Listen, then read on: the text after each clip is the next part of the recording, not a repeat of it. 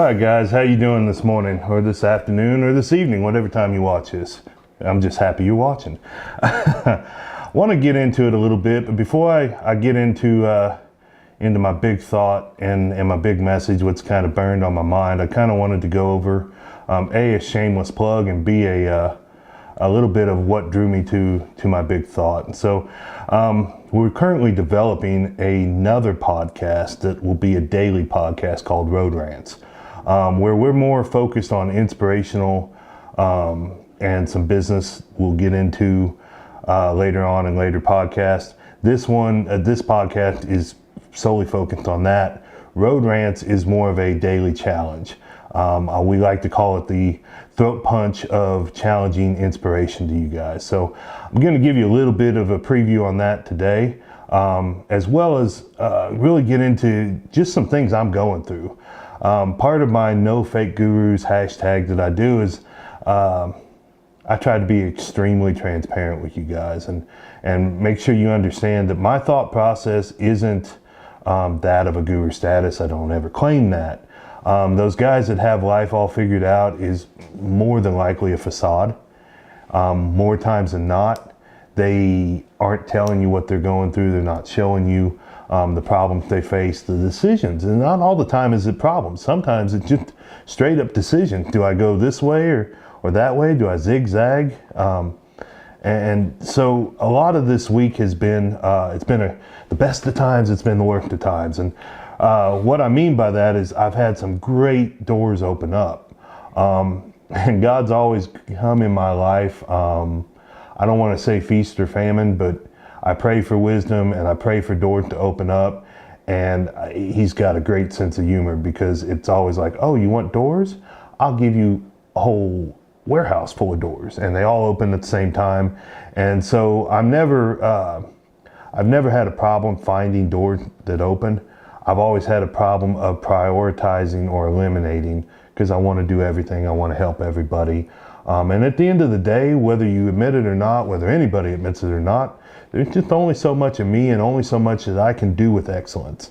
And so my process has been to try to take these big decisions. For instance, I've had 2 multi-million-dollar companies in the last, Richard, 72 hours? 72 hours fall in my lap. And basically, hey, one wants we'll hold it until you find the investors. We want you to have it. The other one goes, here's the keys, take it, go. And there's multitudes of issues with these things. And I'm not saying that to brag. I'm not, no boasting. It's all glory to God that he gave them to me, but it's, okay, how? What do I do? Do I know the business? Yeah, I know the business, and I know how to run these things. But is it my best and highest use? And so later podcasts, I tried to hesitate going on a rabbit trail. My pastor told a parable about a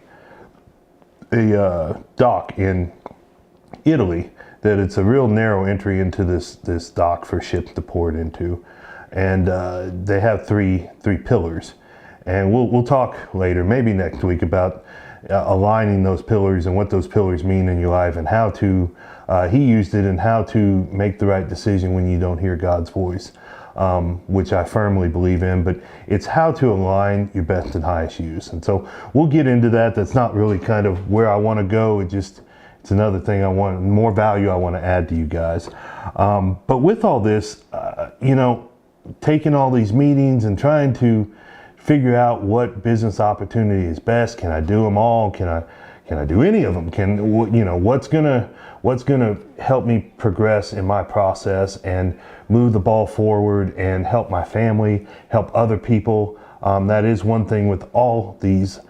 I always go into a business opportunity, and didn't used to, but it's always served me well to look at every opportunity as who and how can I help people. One opportunity gives a guy his dream, and all I have to do is help him, manage him. It'll be a lot less labor intensive for me very shortly. The other one is a guy that's overwhelmed, and can I take the load? Can I take his business, which is one of his many, and it was kind of his baby that parlayed into all these other businesses. Can I take it and grow it to something that he can say I started and handed the ball off? And so you have to know who and how can you help people, and who and how can you help people with excellence. And so that was my decision process. But in trying to keep a schedule and trying to fulfill my coaching duties for all my clients and take these meetings and go through, I realized that I was running rampant, and that my actions weren't necessarily reflecting my priorities. And so that's my big thought. What are you telling people that you don't even mean to say? What are your actions telling people? And believe it or not, the way you do anything is the way you do everything. And if your actions express something to somebody, then likely you realize people are leaving or coming into your life without you ever really intending and being intentional. You scare people that may be a keystone to your progression. And what I mean by that is I can tell my wife I love her all the time. I can, honey, I love you, baby, I love you, all the sweet words. But if I never bring home a rose, or I never clean the dishes, or I never do a load of laundry, or do some acts of service, are my actions really showing that I love her? Probably not. I'm not going above and beyond. I can tell my kids I love them. And I'll give you even a better step. I can go out and buy them the things that they want, like anybody can. But if I never make a soccer game for my middle daughter, or I never cook dinner with my oldest daughter, or I never coach the football team that I've signed up to help coach with my son, if I never show up to those practices, my actions are showing that they're not a priority in my life. And people so often get into this, and even if they fulfill their family duties, what are you telling your friends? What are you telling your coworkers, your clients, your business partners? I so often get, hey, I want you on the podcast. I want you to come do an interview with me. I want you in this meeting. I want you in this. And then they cancel the day of, or they are late to it. And what are you telling me? And my wife so often tells me, you think too deep into things. And maybe I do. But the thing about it is I'm very intentional in what I do. And so when I have a meeting with somebody, unless hell freezes over or there's a major life event, A, I don't miss a meeting. B, I'm 10 minutes early. It's because my priority, if I set that meeting, I want my actions to show that my priority is to be very intentional with that person. And so maybe wrongfully, I want people to have that same intention. And I try to communicate with them. If you make a schedule with me, my time's valuable, and not being arrogant, not being cocky, but your time's valuable. If I ask you to do something, it's like if I ask Richard to come over here and help me with this podcast like he does every week, and then I don't bother to show up, what are my actions telling Richard? And Richard, we've had these talks how many times? Yeah, and poor guy, I'm not a tech guy. I know how to press enter on the keyboard, and my 6-year-old can work my iPhone better than I can. But I've watched, and not just Richard, but other tech guys, oh yeah, help me with my website, or oh yeah, get me a funnel, the great funnels. We'll digress from that. And then the minute it takes them putting in effort and not just getting something free, oh, I'm too busy for that, I'm too busy. And so what are their actions? They don't want it. You say you want to be successful, but you don't want it. If you wanted it, you do the things you can. Your actions are showing otherwise. And you can ask 10 people and 9 of them will tell you, oh yeah, I'm successful. Well, if your bank account shows that you're in the negatives, you're not successful, and you're not taking action to do so.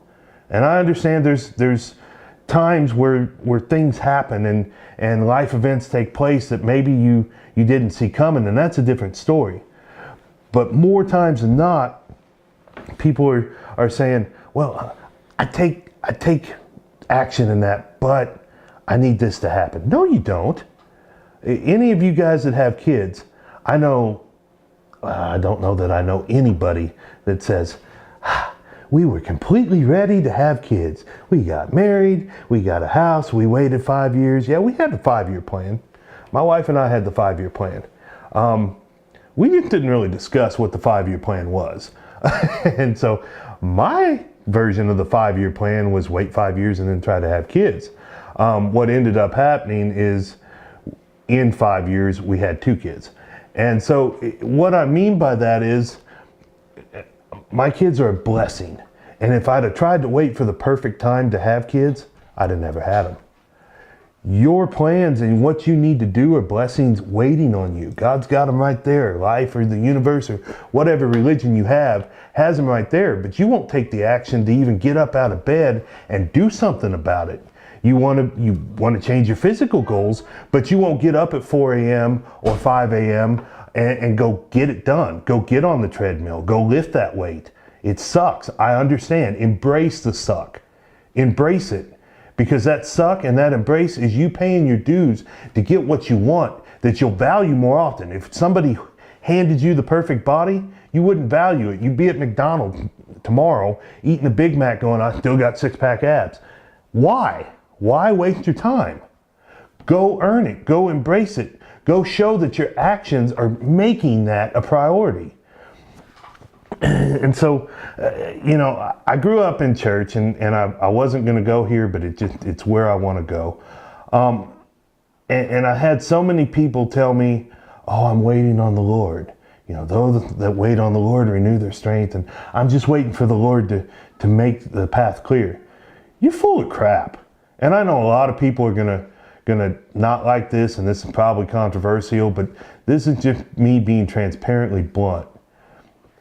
Waiting and having patience doesn't mean you sit on your thumbs and do absolutely nothing until it magically happens. Because guess what? It won't. It will never happen. What you got to do is, patience means taking action and doing it consistently, day in and day out. Every day. I want big arms. I want bigger arms.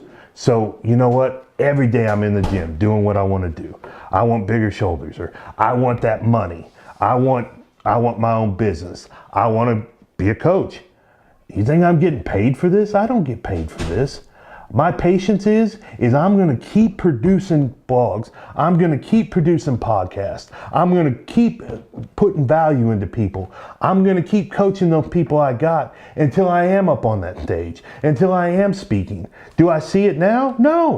No, I don't.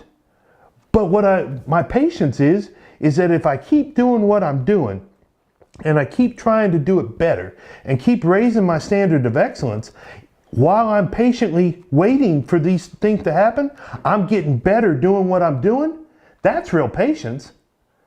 It's not about sitting back waiting on the perfect time, or sitting back and waiting for everything to fall in line. That's a big facade that somebody tried to sell you a long time ago. That patience meant sitting on the couch waiting for somebody to tell you you can do it.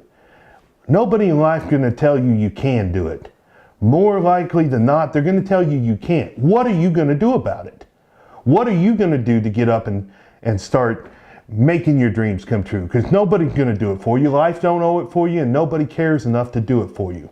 That's just the real facts of life. It's not comforting. It's not very inspiring. But the fact is, nobody's going to make your dream come true. So what are you going to do about it? I know what I do. I'm going to stand in front of this camera that I don't like to stand in front of. And I'm going to keep spitting the truth and dropping bombs and trying to help you and trying to add value until my dream comes true. Because those are the steps I have to do to get there. So what are you doing? The way you do anything is the way you do everything. And what I'm telling you is, if you're waiting on your dream to come true on the couch, you're waiting on showing your wife priority or your wife love on the couch, you're waiting. You're procrastinating. It's not patience, it's procrastination. What are you doing to pursue your passion and turn it into profit? What are you doing to show your family that you can be more, do more, have more? And it's not about physical possessions. What are you doing to show your kids that they can be more, and they can do more, and they can have more of your time, because you are showing through your actions that they're a priority? And if they're not a priority, If you really don't think so, then I dare you to check yourself and realize that those kids have your last name, or those kids have your blood running through your veins, and you're not doing anything to improve that bloodline. You know, and I have a friend up north that's a dog breeder. And so she breeds these dogs, and she does these, I call them mixed breeds. I think what's the new term, designer breed? Is that what it is, where they take mutts and put a high price tag on them? Probably. Apologies. But the designer breeds, we have one. We have a miniature golden doodle. I don't even know how they do it. Don't want to know. That's some freaky stuff I'm not getting into. But it's a golden retriever and a miniature poodle, and how the logistics, again, I'm not going into. But we have one, and she would tell me that these dogs, when they crossbreed, you know, they're playing with genetic codes. And so every now and again, one of them would come out unsuitable, I think is the word she used. And I'm trying to be careful because I'm going to get a bunch of PETA lovers telling me that I'm wrong. But they would discard this unsuitable dog because it served no purpose. And it really, at first it struck my heart. My middle daughter, well, all my kids, but my middle daughter is super into animals, that they would just discard this dog and you know, it's of no use.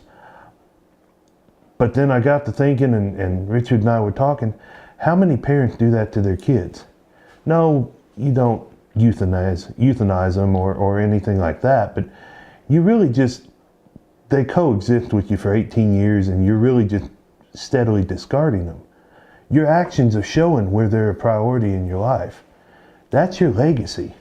When people look at your last name in 30, 40, 50 years when you're in the ground, guess who they're looking at? They're looking at that person that you discarded, or an offspring of that person that knows not how to show love to their offspring because you never showed them. The problems we have in society today, and I know this is getting way off where I was intending to go, but the problems we have in society today is not the millennials' fault. It's not the people that are coming up. It's the people prior to that. You know, we can only look at today's actions in society as a lack of teaching from the previous generations, me included. And that's why I'll be dipped if I ever let my kids not understand my way of thinking, not understand what the higher level in life is. It's because I owe that to the future society. I owe that to my kids so they don't have to go through the same struggles I went through.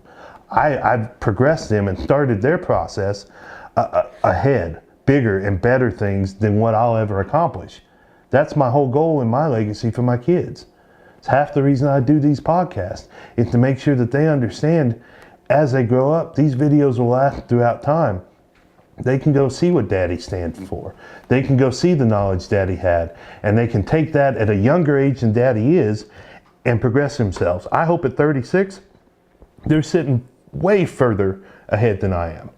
You owe that to the future society. You owe that to yourself, and you darn sure owe it to your kids because they didn't ask to be here. You made them. And so what are you doing? What are your actions showing? What are your priorities? Are you present? Are you making time for your family? Are you chasing those dreams? Or are you sleeping? Are you on the couch? Are you never taking time to recharge? There's an equal balance for any of that. But if you don't take time to get your priorities and get your mind right, you're just living life by default and you're not doing anything. So I challenge you, next time you want to sleep in and hit the snooze button, tell yourself, what would my kids think? Is this the way I'm doing everything? Because the way I do anything, if I'm hitting snooze in the morning, I'm hitting snooze on my career and on my family. Is that what I want to do? And not that I'm the most perfect person in the world, I'm far from it. But there's days where I don't want to get up at 3:30. I don't want to go to the gym. And you know who calls me out? My kids. It was, what was I telling you, Saturday or Sunday, I was talking to my kids about being excellent. And my middle girl, Richard, boy, you want to talk about a swift kick to the teeth. I'm telling you, you gotta put in extra work. You gotta put in extra work. And my middle daughter, once and forever that I ever sleep in, she goes, Is that why you didn't go to the gym, Daddy? I saw you in bed sleep when I woke up. Dude, killed me. Because one of my big things, one of just my own mental, I don't even know if my kids notice it, but I never want them to wake up out of bed that Daddy's not already at the gym or walking in from the gym. And it's just something I want to show them, that if you want something, you got to get up early for it. And so one of my mentors and guys that I do life with says he gets up at 4 o'clock every morning. And I love where he's at. He's in a spot I desire to be in. So to do that, I had to get up at 3:30 because I can't go at 4:01 and expect to get where he gets. But I can go at 3:30 and expect to make it quicker than he did. And so that's the mindset I have. The way I do anything, the way I do everything, which is if I'm going to be all in, I'm going all out. That's just my mindset. That's a motto. I know Richard's heard it. My poor kids can recite these little quotes I've had all over the place. What are you doing with your kids? What are you doing with your family? What are you doing with the people around you? Do you have a life that you've shown them enough priority that they can tell you what motivates you, what drives you? Do you have quotes that they laugh about, but secretly it's helping them? What are your actions showing as a priority? All right, guys, that's all I got. Take it, think about it. I hope it challenged you. I hope it helped and added value. That's what I'm doing this for. Make sure if you like it, go down, hit the like, hit the subscribe, and give me some feedback. Let me know.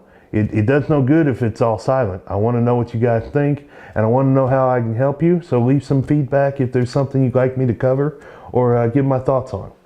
We'll see you next time.